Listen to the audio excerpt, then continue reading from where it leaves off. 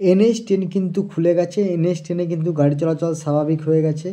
একমাত্র ছোট গাড়ি পারাপার করতে দিচ্ছে এই মুহূর্তে। NH10 হয়ে যারা আসবে তারা নিঃসন্দেহে কিন্তু আসতে পারবে। NH10 কিন্তু চালু হয়ে গেছে। সবথেকে বড় খবর এখন এটাই, এই মুহূর্তে NH10 কিন্তু সাধারণ মানুষের জন্য কিন্তু খুলে দেওয়া হয়েছে, ছোট গাড়ি এবং 32 সিট বাসের জন্য। ছোট বাস যেগুলো 32 সিটের হয় সেই সমস্ত বাস শুধুমাত্র চলাচল করবে, সেটা টাইমিং করে দেওয়া হয়েছে।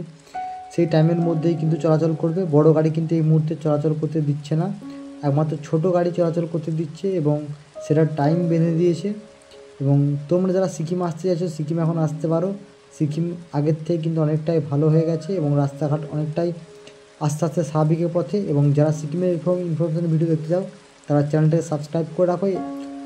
আবারও কিছুক্ষণ পর আমি একটা ফুল ভিডিও তোমাদেরকে দেবো NH10-এর, এবং সেই ভিডিও তোমরা দেখতে পারবে যে রাস্তাঘাটের ওয়েদার কিছুটা আমরা যাব এবং শিলিগুড়ি থেকে আমরা যাব এবং শিলিগুড়ি থেকে কীভাবে তোমরা যাবে গ্যাংটক, সেই ভিডিওটা পুরোটা দেখাবো তোমাদেরকে।